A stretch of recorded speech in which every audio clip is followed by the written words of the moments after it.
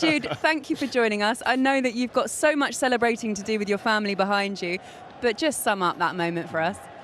Special feeling, you know. I think those guys in there have 5 and 6. I think they always said to me, enjoy your first, because it's a feeling like no other when you finally kind of reach the mountain. They always say about how it's important to maintain that level now, but never forget your first and enjoy it. And so they've been great with me all week. And you know, it was a difficult game. I think they were probably better for the majority, but it comes down to moments. And I think if you don't kill us, then it's going to come back to haunt you, you know. How important were those experienced players? I remember when I went to the change room at United, and when I had moments of doubt, I always looked to the Roy Keanes, etc. You've got the Tony Kroos and the Luka Modric. How important are these guys for you, getting you to this point? It was a big part of my feeling before the game, to be fair. I think the times when I was alone and I was in my room and I was thinking about the game, I was in a bit of a place where I was like, oh, how do I feel about this? I'm not as confident. And then you come down for dinner and you see them playing cards, you see them messing about, talking about, and you think, oh, God, they've got me. Do you know what I mean? So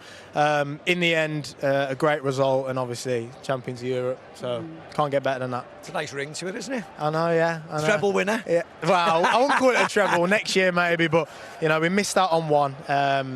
And you count the Super Copa. No, you got to count it. You got to count it. It's not a proper treble, but no, we still. It's 3 trophies, and first season, the players here, they make it easy. The staff. It's a hard club to play for when you get here, and people don't often realise the magnitude of the club until you get there. You guys will know, and to be here and to kind of settle the pressure a little bit with how I've done the first year is really nice. When I saw you score the first goal at the Bernabeu, and go like that, I knew that you were there. Yeah. Well, just explain a little bit more detail about what's difficult for anybody who has, like, these guys have been in there, you're in there.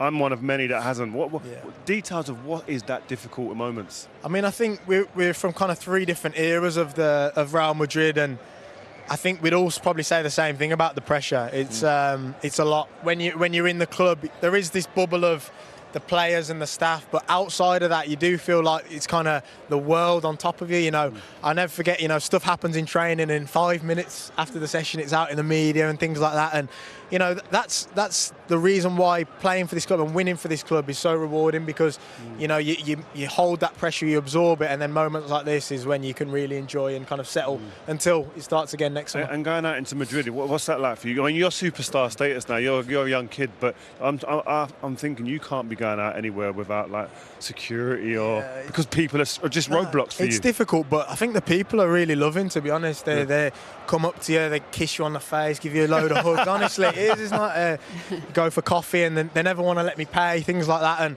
you know, I'd like that. Yeah. My mum loves it. My mum loves it. But that's a massive part of settling in, when you can adjust not only as a player but as a person as well. The language, things like that. Do you know when you're going to meet up with England? I mean, have you got time to go back, go to the town hall? It's the Belles. Can you go and enjoy yourself? Yeah, with your so we're doing all that tomorrow.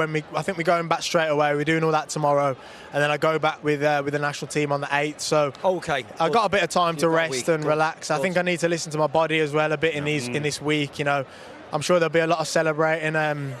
I hope so. Yeah. What type of celebrate? Are you a dancer? Are you what are you? Not really. Sick karaoke man? It depends what's inside me, to be fair. When you know what I mean, I think I'm going to need something a little bit stronger than Lucasade tonight. We'll see how it goes. Because we saw you lot chucking him up in the air, and I tell you what, it worried us a little bit. How high did he go? Bumps. It really did. I don't even think he expected to go that high. But just a word on your manager and how much he's guided you. Yeah. Amazing. I think he's unlocked a part of my game that I probably didn't know I had to this level, and I think that's the thing about world-class coaches. You know, yourself, when you hear players talk about them, it's not only the respect that they give them as coaches, but as players, they make you realise really how good you can be. They test the limits of your potential, and every day it's like being at school again, when you feel like you're learning something new every day, and I think that shows in my game this year. One other thing, just to take it away from today a little bit. How much are you looking forward to the likes of Kylian Mbappe coming through the doors here? We don't know for certain. Yeah, we don't know for certain. Come on, guys. But if that was to happen, it would be amazing. You know, a player like him. You see, tonight, I think it's the only little thing that maybe we're missing in terms of that clinical 9, and I think if he was to come and give us that, we'd be in a really great place. He'd take us to another level, and yeah, one of the best players in the world, clearly. Wow. Could I also get a word on Toni Kroos? So you will say goodbye to him at Real Madrid. Since you've been here, in the short time that you've been here, how influential has he been on you as well?